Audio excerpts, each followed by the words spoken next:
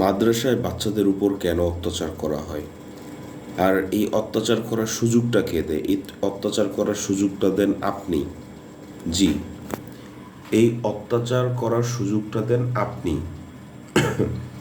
কারণ আপনি মনে করেন এই মূর্খ হুজুর, এই মূর্খ কারি একে জান্নাতের দিশা দেখাতে পারবে।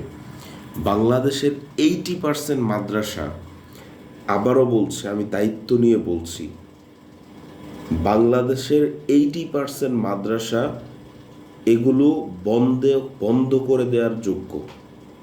জি, আবারও বলছি, বাংলাদেশের 80% 80% মাদ্রাসা হচ্ছে এগুলোতে কোনো পড়ালেখা হয় না, এগুলো টোটালি ক্লোজেবল, জাস্ট বন্ধ করে দেওয়ার যোগ্য। এগুলোতে কোনো পড়ালেখা হয় না, জাস্ট তথাকথিত কিছু জিনিসপত্র শেখানো হয় আর বাচ্চাদের টাইম ওয়েস্ট করা হয়।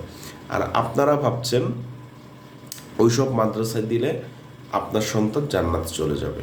ওয়াহ কে সিন হ্যাঁ, ওয়াহ কে সিন হ্যাঁ, ওয়াহ কে সিন হ্যাঁ। সো মাদ্রাসায় দেওয়ার আগে শতবার চিন্তা করুন। তার মানে এই না যে আপনার সন্তানকে দিনই শিক্ষা দিবেন না। তলাবুল ইলমি ফারিদাতুন আলা কুল্লি মুসলিম, দিনই শিক্ষা দেয়া হচ্ছে ফরজ, মাদ্রাসায় ভর্তি করা ফরজ না। এখন কিভাবে দিনই শিক্ষা দিবেন সেটা আপনার বিষয়। আপনি কি হুজুর রেখে দিনই শিক্ষা দিবেন? আপনি নিজে আগে দিন শিখবেন তারপর দিনই শিক্ষা দিবেন? এটা আপনার বিষয়, ঠিক আছে? কিন্তু মাদ্রাসায় ভর্তি করতে হবে, হ্যাঁ, এবং মাদ্রাসায় আপনার সন্তানকে গরুর মতো পেটাবে হুজুর, এটার কোনো সুযোগ ইসলামে নেই, ঠিক আছে? এটার কোনো সুযোগ ইসলামে নেই।